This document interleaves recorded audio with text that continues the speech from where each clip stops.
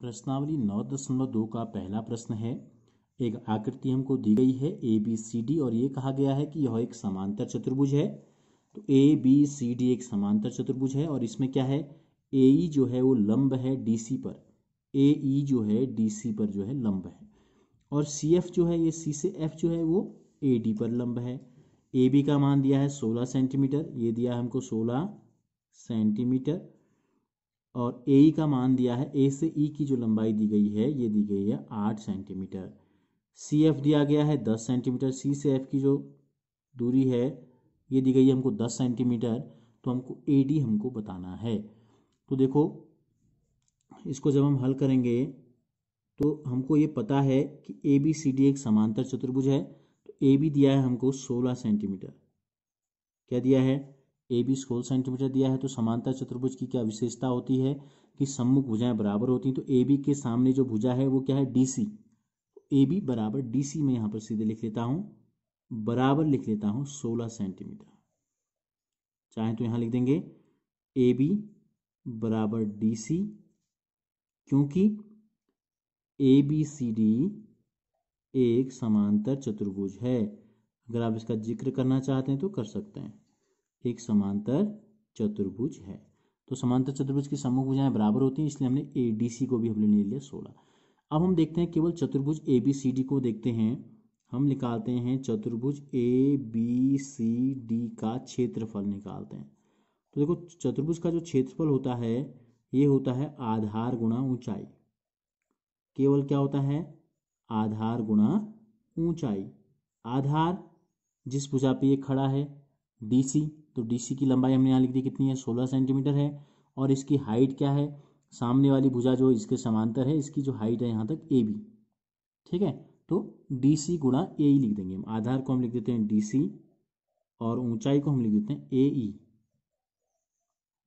तो DC का मान कितना है, 16 सेंटीमीटर, और AE का मान कितना है, 8 सेंटीमीटर। चाहे तो सेंटीमीटर सेंटीमीटर भी लिख सकते हैं साथ में। तो ये हो गया 16 × 128 सेंटीमीटर गुणा सेंटीमीटर हो जाएगा वर्ग सेंटीमीटर या सेंटीमीटर की घात 2। तो ABCD का क्षेत्रफल हमको पता चल गया। तो देखो हम इस चतुर्भुज का अगर बेस बदल दें तो हाइट बदल जाएगी, ठीक है। हमको दो हाइटें दी गई हैं, यानी कि दो समांतर रेखाओं के बीच की दूरी यहाँ दी गई थी, दो समांतर रेखाओं के बीच की दूरी यहाँ दी गई है। अगर हम इसको इस प्रकार से घुमा लें, अगर हम इसको इस प्रकार से घुमा लें तो देखो ये जो चतुर्भुज है AD पर खड़ा हो गया। अब चतुर्भुज किस पे खड़ा हो गया, चतुर्भुज खड़ा हो गया AD पर। इसकी जो हाइट है वो क्या है, सामने जो समांतर लाइन इसकी दिखाई दे रही है इन दोनों के बीच की जो दूरी है बिल्कुल, ठीक है, सीधी दूरी, न्यूनतम दूरी, तो ये है 10 सेंटीमीटर।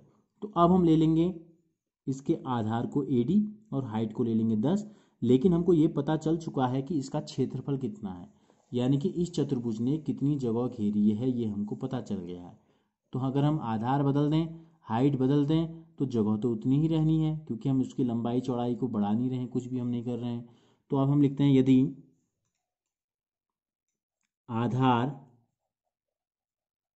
यदि हमने आधार ले लिया AD,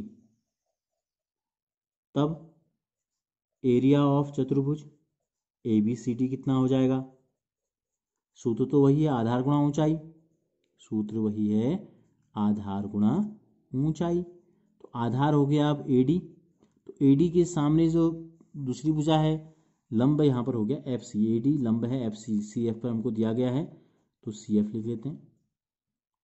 और इन दोनों को गुणा करके जो उत्तर आएगा वो हमको पहले से पता है, वो आना चाहिए 128 वर्ग सेंटीमीटर। क्यों, क्योंकि इसका क्षेत्रफल इतनी जगह इसने घेरी है, हमको पता चल गया है। तो AD गुणा CF, AD का मान हमको पता है, नहीं पता है, CF का मान हमको पता है, CF का मान हमको दिया है 10 सेंटीमीटर। चित्र से हम सीधे लिख लेते हैं। तो हमको पता चल गया कि AD गुणा 10, CF का मान बराबर 128 वर्ग सेंटीमीटर।